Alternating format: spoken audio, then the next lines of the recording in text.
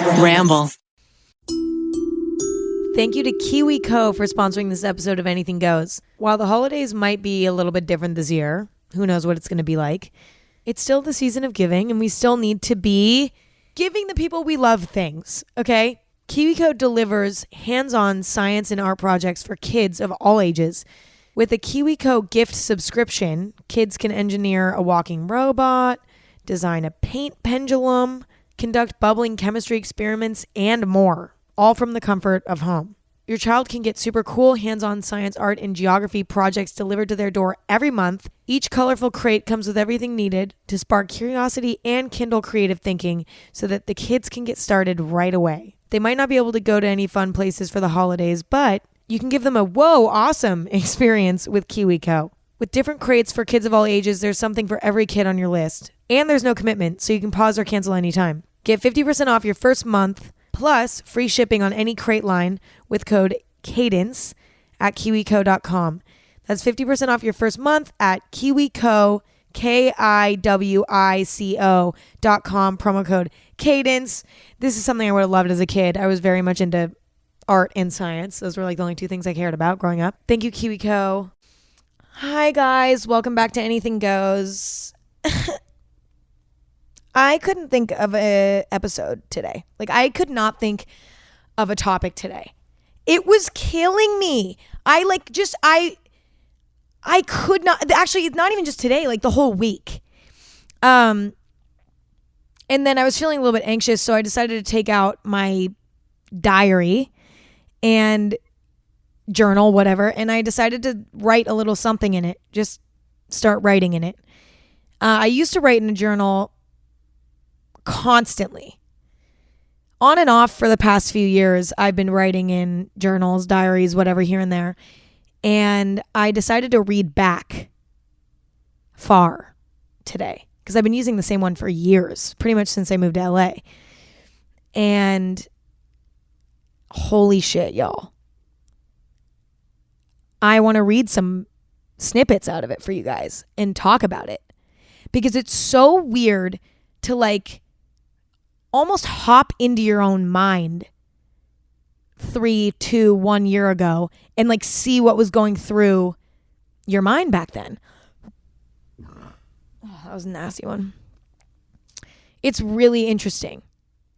And that's what I did. Like I just sat there for like an hour and I read through my diary or journal. What do I call it? Can we agree on a name? I'm going to call it a diary because I like that better.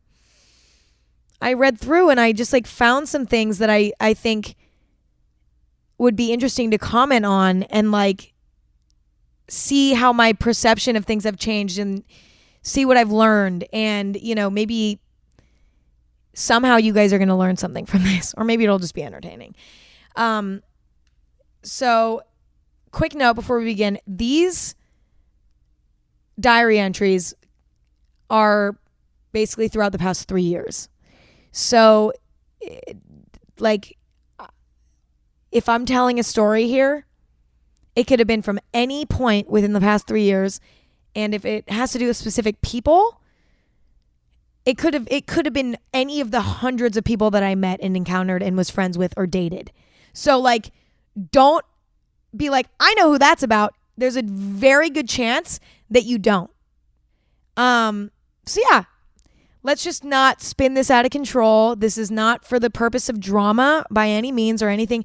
This is supposed to be fun, and a lot of my friendships and relationships have never reached the internet. So just keep that in mind.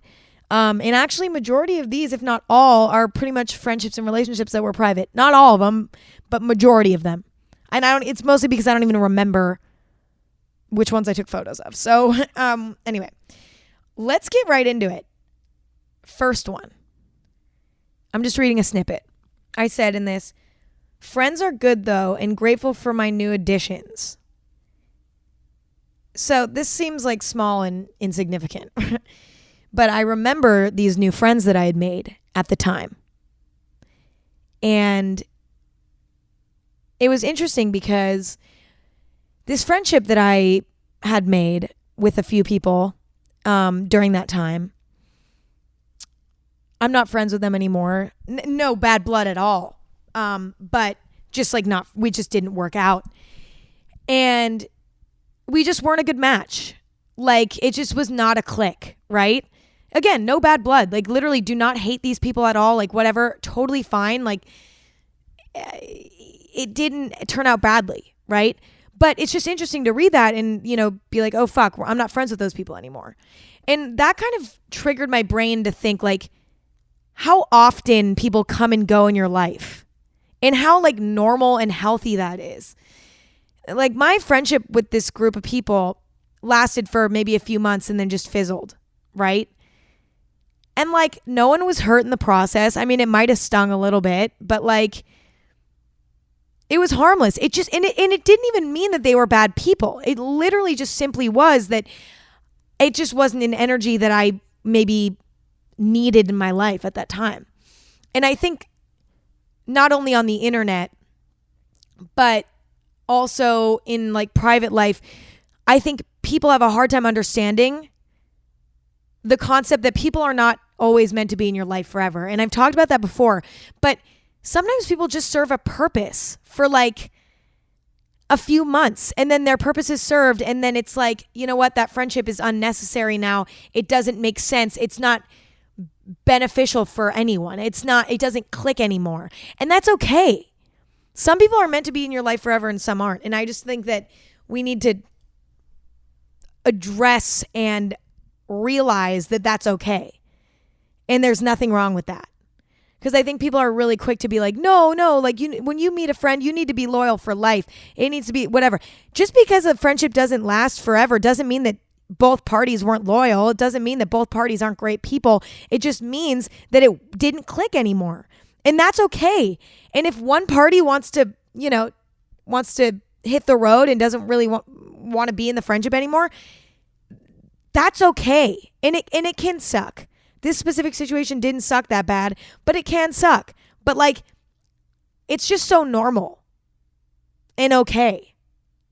I don't know. I think especially on the internet, people are always like, asking about old friendships and shit like that. It's like, you know what? Friendships sometimes only make sense for a short amount of time, and that's okay. Like specifically during that time, I was going through a breakup and I like needed more friends to like do activities with. And then it got to a point where I was like, you know what? I'm kind of ready to settle down and I don't really need to be doing these activities anymore. And we don't really have that as much in common as I thought. Maybe this isn't for me. And that's okay. The next snippet of my diary is, tomorrow I can take a day off from work. We'll see if I actually do though, because it's been kind of addicting. I've been getting more shit done than I ever have, and I wonder if it's because I'm single. I really hope it isn't, because I've been wanting a fucking hug, LOL. Okay, so that's the next one. I can say, when you're in a relationship that isn't good for you, doesn't even necessarily mean that somebody is toxic. Well, I think that, I think that is definitely common, but like, sometimes relationships can hold you back. And I used to think that, because I'd only been in relationships that had held me back. I'd never been in a relationship that like lifted me up.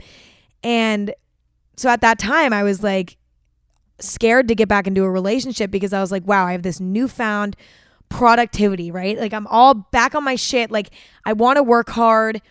I feel motivated and shit like that.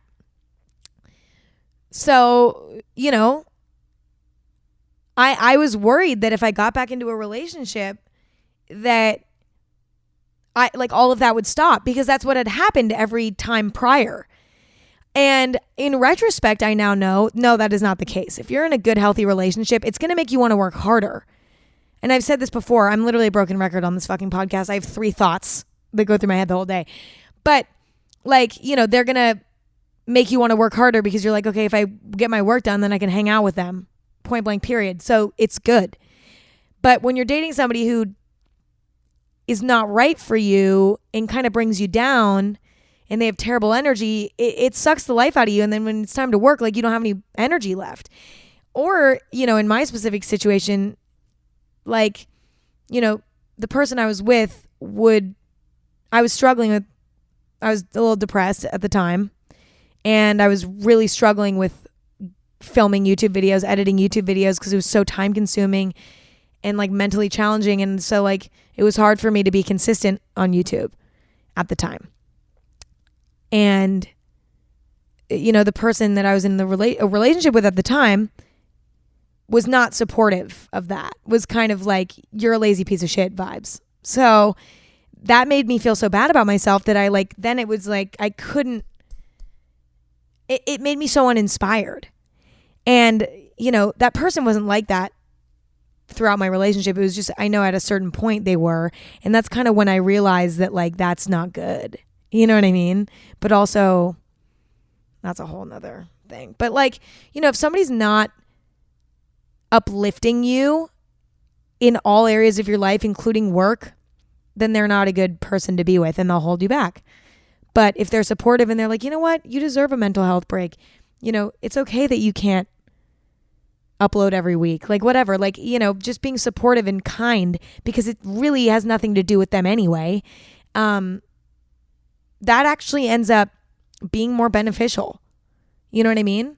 Holding somebody accountable and being like, you know, whatever is important. But like at the same time, if it's not an issue and someone's struggling with their mental health and you're like, you're not working hard enough, you're a lazy piece of shit.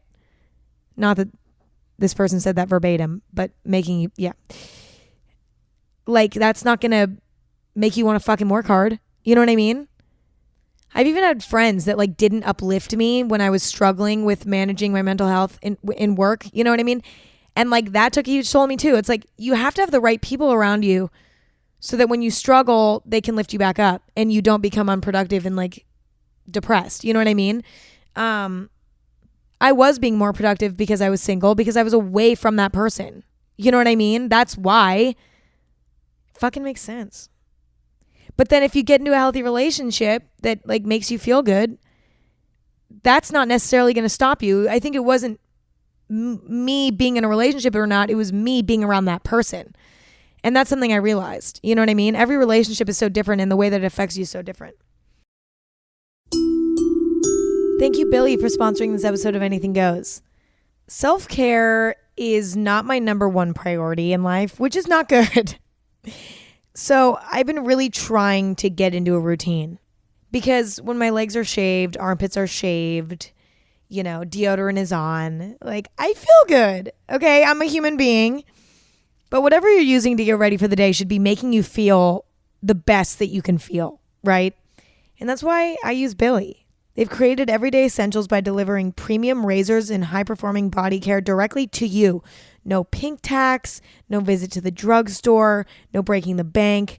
All you got to do is go to billy.com/Emma to get their starter kit for just $9.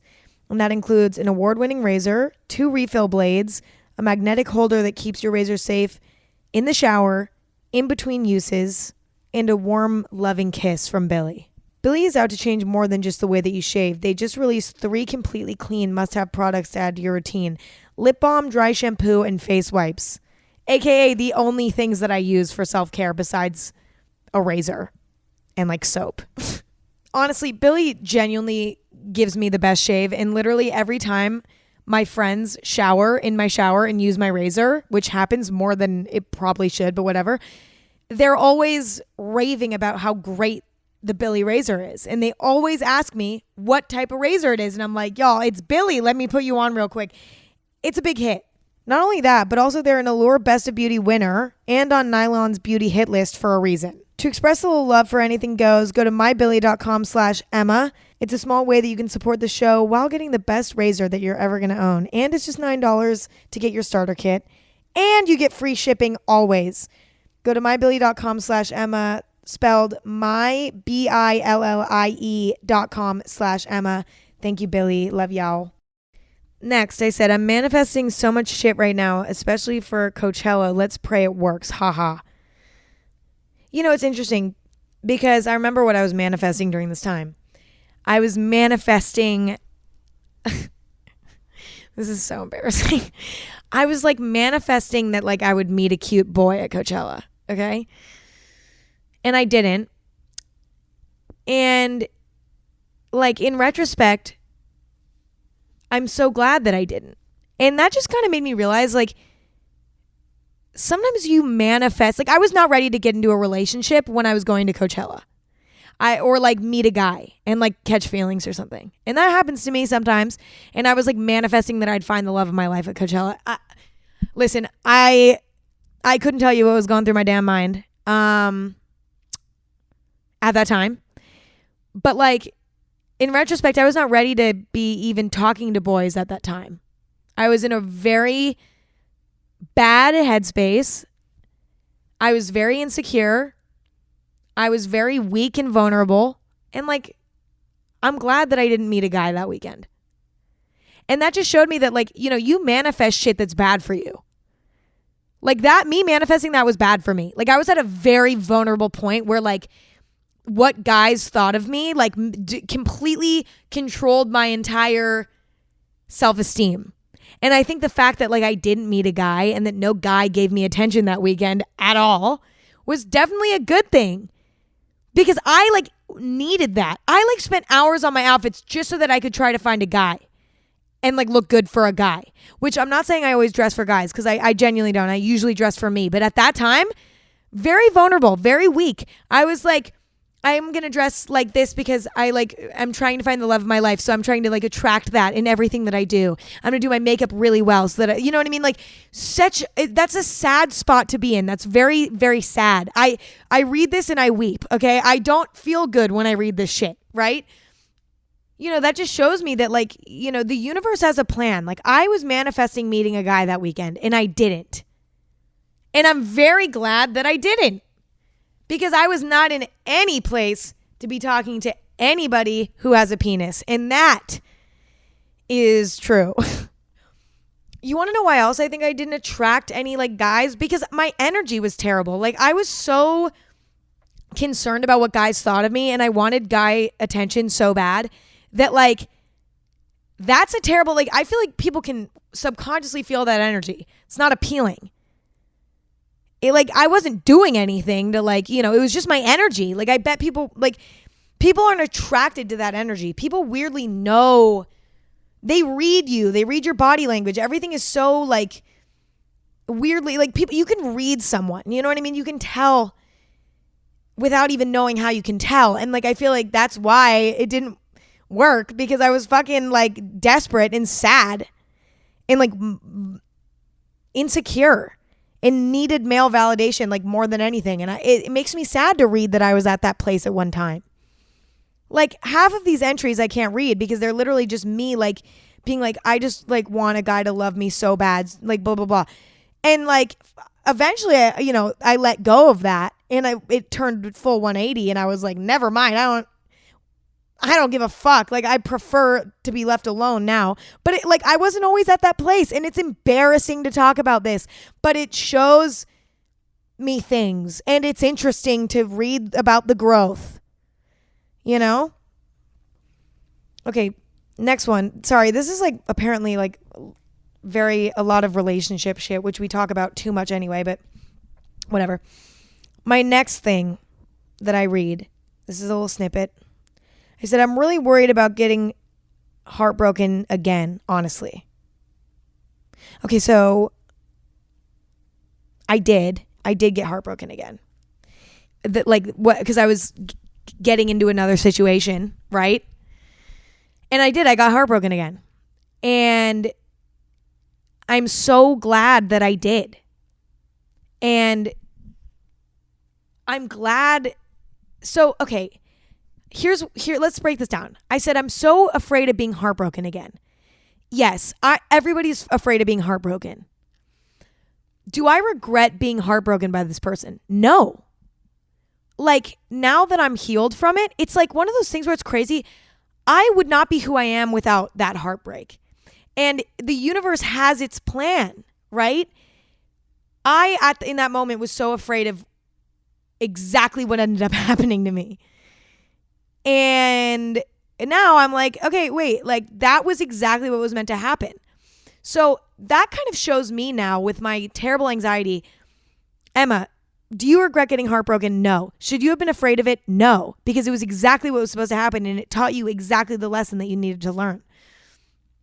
that shows me now that there's so many things I fear, right? On a day-to-day basis. I'm afraid of this failing. I'm afraid of like this not going well. I'm afraid of this happening, blah, blah, blah. I'm afraid of this person leaving me. Like whatever. I'm always so afraid of things. Constantly. I have terrible anxiety, especially recently. Very bad. Very, very, very bad.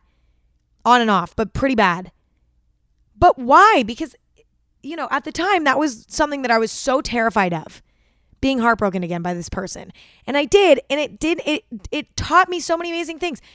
I don't regret it. And I'm glad that it happened. So look, something that I feared is now something that I'm glad that it happened. There's some food for thought. Okay, next one. I met my first LA snake. Who was I? Oh my God, using the word snake. Terrifying. Caused me to have anxiety the whole day. This person's energy was so contagious and evil that I literally was shaking the whole day. Okay. So, I met somebody for the first time. Like, you meet a lot of people in passing in LA. You meet a lot of people all day long in LA. There's a lot of people around. And I apparently this day had met an LA snake. And, the reason why it was a terrible experience was because they were just gossiping to me in a way that was harmful to me because they were talking to me about somebody that I really loved. And I didn't know that this person was a snake until this, it was just sad.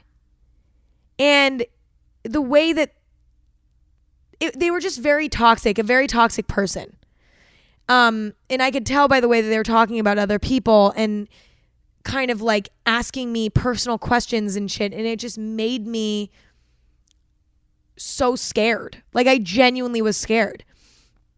And, what I ended up learning from that is that you can't be around people like that in any capacity.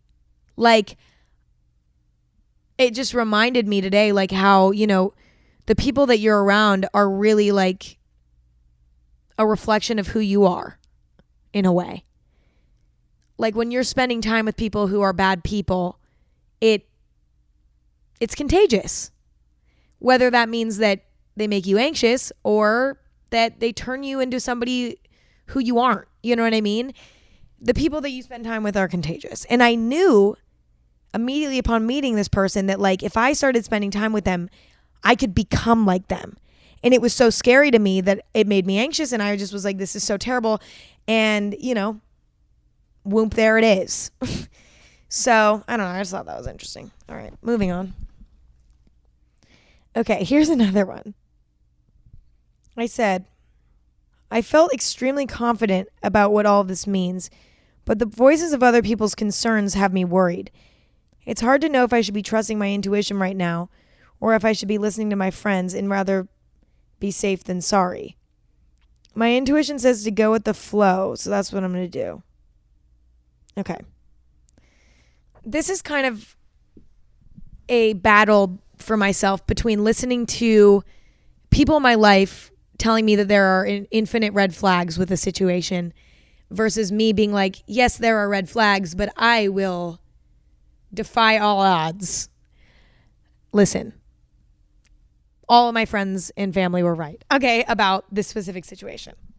But I was like a little baby and I touched the stove, even though my mommy told me that it was hot. And I got a pretty bad burn on my finger, but the burn healed. And now I know to never touch the stove again. Sometimes not listening to people's advice and listening to yourself instead is really important, even if it hurts you. Because, like the metaphor I just used, I'm never going to touch a stove again, okay? I'm never going to make a mistake like I did like that again. Whereas if I hadn't made the mistake and I would have listened to everybody, I would have never known for sure. When a little baby is looking at a stove and their mommy is telling them that it's hot, they don't know what hot means or what a burn feels like until they touch the fucking stove. And so until they touch the stove, they're not going to know. It's important to touch the fucking stove sometimes and mess up almost on purpose. You know what I mean? Okay, I wrote this almost exactly a year ago, and we're going to end off on this one. I was going through a very tough time mentally, going through like a lot of different like losses in my life when it came to people that I thought were very close to me. And I wrote things that I want to happen for me. My dad told me to write this list. It's kind of depressing. I'm sorry. Number 1, I want to be happy completely by myself. I want to be able to go a week completely by myself. I have accomplished that. Go me. Number 2, I want to get more hobbies. Okay, so that one didn't happen. Still lacking in the hobbies department. Well, I mean, I have a few more hobbies, but like definitely like could do more. Like definitely would love to have a few more. Still working on that one. I want to join different types of communities so I can meet more people through my hobbies. Okay, so that also has not really happened. But that's fine because I've kind of actually done a full 180 and now I don't really like being social at all anymore, unfortunately. Next one, I want to enjoy being single. That has happened. That I have figured out. I figured that out in the time being. So that's good. Good job, Emma. There's another one checked off. Next one, I want more friends that genuinely care about my well-being. Interestingly enough, I think I made my circle smaller. So instead of finding more friends, I just found the real ones. Do you know what I mean? So that's still check. Last one, I want to be genuinely proud of everything I do. Okay, so that also hasn't happened. But look at the growth that I've had in a year. I've solved quite a few of those problems. And it's so cool to look back and see my growth. I really, really encourage you guys to go through and write down these things right now and look back at it later. It's so interesting. I had so much fun reading this, truly. And I feel like I learned a lot. And I hope that that was like maybe a little bit of food for thought for you guys. And on that note, let's do some Q&A. All right. To be honest, I feel like my brain, let's have a little real moment here. For the last 2 weeks, have had so much going on and like a lot of busy kind of days in a way. Like I've had a lot of shoots. I had like something like 5 or 6 shoots over the past 2 weeks. So that was crazy. And, you know, I had a lot of videos that I wanted to film.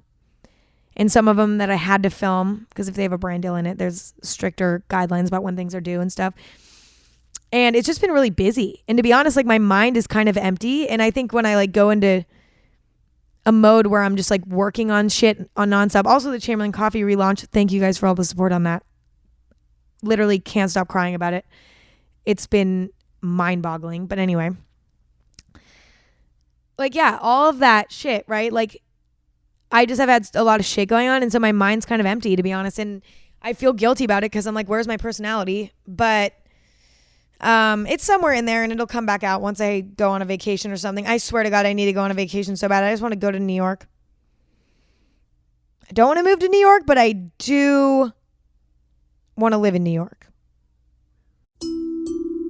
Okay, brief break. I have a question for you. How far would you go for a friend?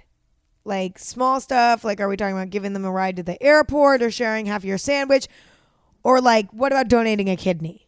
Tony winner Annalie Ashford may just be that kind of friend for Silicon Valley's Thomas Middleditch in the new original series from Chuck Lorre, Be Positive, coming this Thursday at 8:30 Eastern, 7:30 Central on CBS.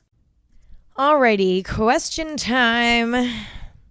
How do you manage morning anxiety? Because I always wake up with a pit in my stomach and I just want to wake up peacefully. Any tips? Yes. Get a good night's sleep. Start going to bed earlier. I found that going to bed earlier and waking up earlier has helped me with that so much. My ass is like going to bed at 10:30 p.m. these days. I used to go to bed at 3 and I'd wake up at 11 feeling like shit, anxious, scared, like just off. There's something about waking up early that's so much more peaceful because you feel like you're awake before the day has started and the world is just so much more quiet and the light outside is more dim and it's just so much more comforting. And yeah, I would say try that. And honestly, like if you're struggling with falling asleep, something that I do, this is not healthy, so do not maybe do this, but like if you tire yourself out really bad, like pull an all-nighter, do something one day and then go to bed early the next night, then you wake up earlier the next day, then you kind of fix your sleep schedule. Sometimes you have to do a crazy reset like that. But that's what I do, and that helps. Another thing is you can take melatonin, obviously check with your doctor. It is something that you can buy from basically any like CVS or Walgreens or Target or whatever, but I also don't know, like I'm not a fucking doctor, but melatonin helps me go to sleep if I'm struggling. But don't become dependent on it though, because you can get nightmares. And also again, talk to your doctor, because I don't know what the fuck I'm talking about, but I do use that to help me fall asleep. Favorite singer right now, The Neighborhood just released their new album. I'm loving that. I'm loving that big time. Go check out the Neighborhood's new album. Not sponsored. I'm kidding, but very good album. So somebody said, I dance for 6 to 7 hours a day and have no energy by the time I get home to do anything else. How do you recommend finding balance so that I can do other things that I enjoy? Well, that sounds like a very demanding schedule, but I also know what you mean, because I've been kind of feeling like that for the past 2 weeks, because it's like, doing these long shoot days really drain me, whether it's like a photo shoot or like a video shoot for something. Those things really drain me. And by the time I'm done, I can't do anything. I can't work out. I can't cook. Like I can't hang out with my friends. Even sometimes I'm just too tired. And that's a bummer. But I think what you could do is make sure you're really using the time after dance practice to like really relax. So like I'm talking about get home and go to bed early, right? Get as much sleep as possible. And then on your days off, you're going to feel a lot more rested, and you can really put all of your time and effort when it comes to being social or finding hobbies into those days, right? It's about making your days off count, I think, because when you have a rigorous schedule that you have to stick to, there's nothing you can do. Like those things are exhausting, but it's about like making your days off count, hanging out with people, like trying a new hobby. Do that on your days off. And then on the days that you have dance, completely relax after practice.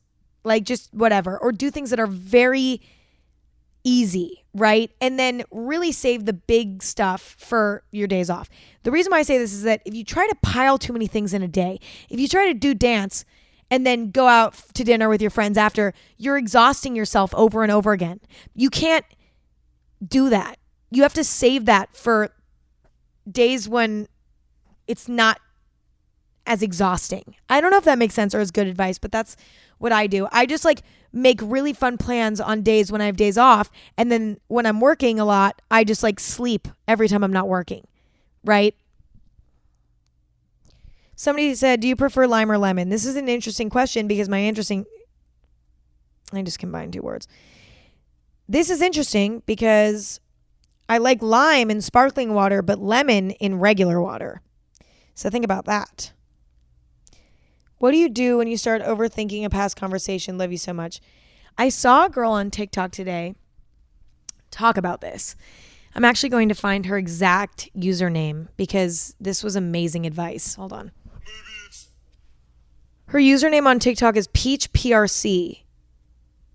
I don't know exactly what her real name is. I think her name is Peach. Okay. She's great, by the way. She said, try to think about something awkward or cringy that someone has said to you. Can you even remember one? I can't. I literally sat there and tried to remember something cringy that somebody said to me. And I was like, I don't even know where to begin with that. Like, I know so many different people. I don't remember half the things that people say to me. And that really put things into perspective. Like, no, people don't really remember that stuff. You do because it's you, but nobody else really cares. Everybody's so focused on themselves. And so whenever you're getting anxious about that, think about what Peach said and it'll make you feel better. Favorite bagel, everything bagel. Sorry, I hate answering questions that are boring to other people because I doubt any of you care about what my favorite bagel is. But I did want to answer that and share my favorite bagels and everything bagel. Speaking of that, you know what's so interesting about the internet? Like, I remember when the 50 questions about me tag was a thing. It's crazy to me that people can be interested in the small, minute details of someone's life that they don't know. And I'm guilty of this. Not like it even needs to be something to be guilty of, but I don't know what it is about I could literally click on a random 50 facts about me tag, somebody that I know nothing about and have no personal connection to. And weirdly enough, I think I would watch it and there's a potential I could find it interesting. Even if they're answering what their favorite color is. There's something interesting about that. And I don't understand it. Because why, what does that information do for you? Nothing. I don't know why the human brain can find entertainment out of things that don't benefit them. That's still something that dumbfounds me. Because I always, I make YouTube videos and or even make these podcasts and I'm like, why do people care about what I have to say or what I'm doing? But I also understand it because I'm the same way. Anyway, I'm laying down on the ground because I'm having the craziest period of my life. I'm having these crazy cramps that just literally make me curl up in a ball. And I haven't had cramps like that in a long time, so it's very upsetting. Next question, favorite vegetable, cauliflower. Let me explain. I am obsessed with cauliflower, okay? And let me explain why. I don't know what it is about it, but you can turn cauliflower into anything. Have you guys noticed this? Buffalo cauliflower. When people make buffalo wings, but make it with a piece of cauliflower. So delicious. Number 2, cauliflower rice. It tastes like rice. Not really, but it has the same vibe. You can just do whatever you fucking want with cauliflower and it tastes good. Most vegetables, if you tried to cover it in a sauce or something or turn it into rice, it would taste like shit. Cauliflower pizza crust. Delicious. Cauliflower is easily the most amazing vegetable. You can turn it into anything you want. It's a fucking shapeshifter. It's amazing to see. I'm so proud of it. Somebody said, do you do streaks? I'm assuming that you mean on Snapchat. I don't use Snapchat. I haven't used Snapchat in years. Not years, probably a year. I go on it occasionally to see if anybody has messaged me, any of my friends or anything, or sent me anything, but maybe once every 3 weeks. I'm never on Snapchat. And the reason why is because there's too much pressure. I hate how you can see when somebody opens your Snapchat. I hate how Snap Maps exists and you can see where everyone is. I hate that. I hate how everything disappears. It's just suspicious to me. I like Snapchat stories. I think that's fun. But besides that, I'm not really about it. And Snapchat shows can be fun to watch. But the actual snapping people back and forth. And also if you have a streak with somebody and then you lose it, it's this big drama. I just think it is a negative. The people are really negative with that app. And I hate the drama of it all. Oh, I got left unopened on Snapchat. Oh, they haven't responded for an hour. Oh, we're going to lose our streak. I just think all that shit is so negative. I don't know. Maybe I'm just a fucking old woman, but somebody said, in all honesty, what are your thoughts on Halloween? I love Halloween, but I'm very on the edge of my seat as to how it's going to go this year because obviously nobody can trick or treat. Halloween parties can't happen. I barely have the motivation to dress up in the first place. So I have a feeling Halloween might just slip under the rug this year for me. I like Halloween. I like dressing up. I have this bad habit of putting zero effort into a costume until the last 48 hours before I need one. And then my costume looking like shit. I wish I was creative when it comes to costumes, but I'm not. I enjoy it. But see, the thing is, now I don't really like going to parties anymore. I just hate it. I mean, I guess it's fun. You know what? There's a time and a place for a party. Obviously, right now is not that time. But I hate parties generally, especially in LA. But I guess it could be fun next year to do a little Halloween party outing. Who knows? Somebody said thoughts on seasonal depression. Oh God, I'm worried. I'm worried because it's about to come up. It's about to come up because it's about to be winter. We're in fall. Although luckily in LA, I feel like the seasons are like non-existent, which honestly weirdly kind of affects me more. Anyway, I got very depressed last winter for a decent chunk of that time. And it wasn't actually, I was very like, it was pretty manageable now in retrospect. But I definitely was going through it. It was tough for me.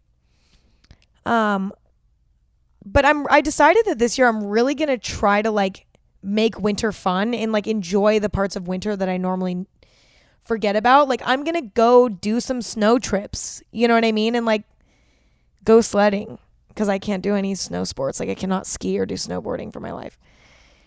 I can't do that shit. It just upsets me. I hate it. I think we should all try this year to like do more like cold weather activities and like make it fun. Because I feel like that might help. I feel like the thing is, during the winter, I tend to just do nothing. Like there's no going to the beach. There's no like tanning outside. There's no, hanging out outside for long periods of time with no clothes on when it feels good. Like it. Okay, that sounded weird, but you know what I mean? It's like you can't like go sit outside at a coffee shop when it's like, 40 degrees. Like it's not comfortable. So you're just inside all the time. I feel like doing like outdoor activities and like bundling up and having fun with it. Like I feel like we should all try that this year and see if that helps. But God knows. God knows that shit can be inevitable. And just, I think we just need to remember that it'll pass. Somebody said, have you ever thought about doing stand-up or other forms of comedy? I don't think that I'm funny. So no, neither. Like I literally think I'm the least funny person on this planet. Like actually that's not true. I laugh at my own jokes all the time. I still don't think I'm funny though, but I really do laugh at my own jokes constantly. It's so fucking embarrassing. I literally, okay, so maybe I think I'm funny, but like only to me. That's what it is. I think I'm funny, but I don't think that anyone else thinks I'm funny. I just assume that only I think I'm funny. But so absolutely not. Also, me in front of a crowd never goes well. I do not do well in front of crowds at all. I'm good like in front of a class. Like I used to be great at presentations at school. Amazing. But like too many people, I'm not good. I get really nervous. I stumble on my words. I look like I'm reading from a teleprompter. It's not good. I think I'd be fine in front of a crowd if like I was doing something like this, like just stream of consciousness, just talking for fun, having a conversation with the crowd. Like that would be easy for me. But like when it comes to like a pre-planned like stand-up gig, like fuck no, that sounds awful. Somebody said, why do we exist? What's our purpose? To just ruin the world? Well, I really don't know why we exist because when I'm in a really depressive state, I think about this a lot and I'm just like, what is the point of life when life is just like a constant back and forth between joy and struggle and like, rarely an in between. I can't remember a time in my life where I've ever been in between where I'm like neutral. I'm always either a little bit struggling or suffering or I'm happy and there's no in between. And what's the point of life when there's never going to be this like sense of nirvana where you just like hit happiness and you never feel pain again? Like what's the point of life if it's just a constantly awaiting the next feeling of pain? But I think that that's what makes life so interesting and dynamic and that's what makes you appreciate the moments of happiness or the shitty moments. And so, why we exist on a grand scheme of things, there may be no purpose. If you think about mankind in the grand scheme of the universe, we're pretty tiny. And the fact that we have completely functioning brains is like something that's hurting my own brain right now. Like the fact that we all have like thoughts and like our own unique individual feelings and our own lives. We all have our own unique perspective. All just to like die one day. And there's so many people that have so many different outlooks on things. It's mind-boggling. And also the fact that we work so hard in this life just to die. I mean, the whole thing is just, if you think about it for too long, you'll lose your mind. I don't let myself go down that rabbit hole. I literally just think like, you know what? I'm going to enjoy the small joys in this life and take it day by day. Fuck it. But it is crazy to think that we're all doing this, and for what? It also puts things into perspective when it comes to like the mundane things of day-to-day life, like working, cooking, cleaning, shit like that. That's like not very enjoyable. It's like, yeah, okay, so all that shit sucks, right? But that's the struggle in life. But then there's like the little joys in life in between that. Maybe a nice text from your significant other. Maybe somebody waving to you on the street. Simple things like that. Those are like what life is about, you know? Succeeding at something that you didn't think you'd succeed at. Like those are the things that keep people ticking. And the other stuff is just there to survive. I don't know. I just think we appreciate those little things more. Let's do that. Somebody said, I'm a senior and for a few years now, I wanted to study medicine and I was really excited. But now the college is next year. I'm having some anxiety. I feel like if I do end up studying medicine, I won't be able to enjoy many things. And I would love to travel and live abroad. I think you weigh this out, right? Let's weigh this out. There's a lot of pressure in life to be successful, to make a lot of money, to whatever. But at the end of the day, just like the last thing we talked about, you have to live for those small joys in life. And the experience of traveling abroad, studying abroad, that's going to give you so many memories. You know what I mean? And like studying medicine, if that was your passion, right? And you loved that, and that is like your number one passion in life over traveling. You know, some people aren't passionate about traveling. That's normal. I like traveling, but I'm not super passionate about it. Like I half the time would rather be home. Right now, I would love to get the fuck out of LA, but most of the time I'm pretty content with like being in LA, like just being at home, even though I hate LA, but like I don't hate it, but I hate it sometimes. I think you weigh it out. Like those are memories that will last you forever. And like maybe you study abroad and then you study medicine down the line. You know what I mean?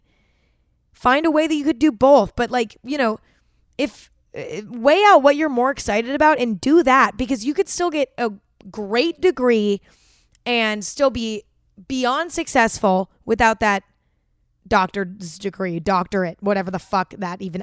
Listen, I didn't go to college, y'all. So don't hold me accountable for that. I don't know. And on that note, I will be ending this episode. But I hope you guys enjoyed a little read into my diary. I hope you all are having an amazing week, and I can't wait to hang out with you guys again next week. Bye, y'all.